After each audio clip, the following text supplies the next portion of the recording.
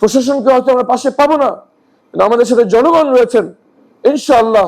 ইতিহাস সাক্ষী, জনগণ যাদের সাথে থাকে, জনগণের হক যদি তারা রক্ষা করতে পারেন, তাহলে জনস্রোতের সামনে পর্বত সমান শক্তি অদৃশ্য হয়ে গিয়েছে। যাদের হাতে 2/3 আসন ছিল, অতীতে তারা ভিন্ন মতের প্রতি সহনশীল আচরণ করেনি। যতগুলো ধারা রয়েছে তার একটি ব্যতিক্রম জিনিস আল্লাহ দেখিয়েছেন। অতীতে যতগুলো গণতান্ত্রিক নির্বাচন হয়েছে গ্রহণযোগ্য, যিনি সরকার গঠন করেছেন যেই দল, রাজধানীর সকল আসন তারাই জয়ী হয়েছে। এবার ইতিহাসে প্রথম ঢাকার 7টি আসন এবং জামায়াতে ইসলাম তার মধ্যে 6টি বিরোধী দল থেকে জনগণ তাদেরকে বাছাই করেছে, যেটা নিদর্শন স্বাধীন বাংলাদেশে এরা কখনো। আল্লাহ যেহেতু সুযোগ দিয়েছেন, অনেকে আমাদেরকে বিজয় বলেন, আমি বলি এটা বিজয় নয়, ওই ছোট পরীক্ষায় উত্তীর্ণ হয়ে এর চেয়ে অনেক বড়, এর চেয়ে অনেক কঠিন একটি পরীক্ষার জন্য আমাদের বাছাই করেছে। এমন একটি সময় জনগণের অধিকার প্রয়োগের দায়িত্ব আল্লাহ আমাদের কাছে দিয়েছেন, যখন একটি সরকার 2/3 আসন নিয়ে ক্ষমতা আসীন। ইতিহাস সাক্ষী, যাদের হাতে 2/3 আসন ছিল, অতীতে তারা ভিন্ন মতের প্রতি সহনশীল আচরণ করেনি। আল্লাহ যেন সেই ইতিহাসের পুনরাবৃত্তি হওয়া থেকে আল্লাহ আমাদের দেশ জাতিকে রক্ষা করুন, আমিন।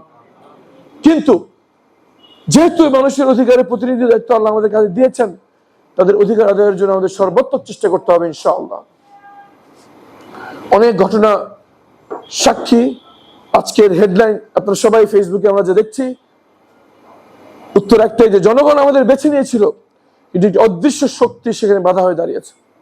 হয়তো আল্লাহ চেয়েছেন যে আগামী 5টি বছর আমরা জনগণকে দেখাবো যে রাষ্ট্র ক্ষমতা ছাড়া আমরা কি করতে পারি। ইনশাআল্লাহ রাষ্ট্র ক্ষমতা আমাদের হাতে নেই, প্রশাসনকে হয়তো আমরা পাশে পাবো না, কিন্তু আমাদের সাথে জনগণ রয়েছেন ইনশাআল্লাহ।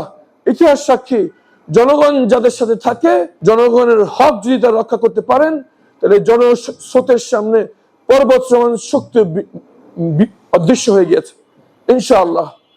আমরা সর্বাত্মক চেষ্টা করছি জনগণের সবাইকে সাথে নিয়ে, দল মত বর্ণ ধর্ম নির্বিশেষে সবার কল্যাণের জন্য একসাথে কাজ করার জন্য ইনশাআল্লাহ। এবং তারই অন্যতম একটি পদক্ষেপ এই ঢাকা 14 আসনে অসহায় বঞ্চিত নিষ্পেষিত মানুষদের কাছে আমাদের যতটুকু সমর্থন রয়েছে তা নিয়ে আমরা তাদের পাশে দাঁড়াবো ইনশাআল্লাহ। আল্লাহর কোরআনে একটি অন্যতম ওয়াদা, আল্লাহ হিসাব করবেন না, আল্লাহ ওজন দেখবেন ইনশাআল্লাহ। অনেক বড় বড় দান ছিল, অনেক বড় দান। একজন রাস্তায় দাঁড়িয়ে রোদে পুরে বৃষ্টি ভেজে কেউ আয় ইনকাম করে 500-600 টাকা ইনকাম করে 5 টাকা দান, আরেকজনের 5 কোটি দান হচ্ছে, আল্লাহ কালকে আমাদের ওজন বেশি হবে ইনশাআল্লাহ।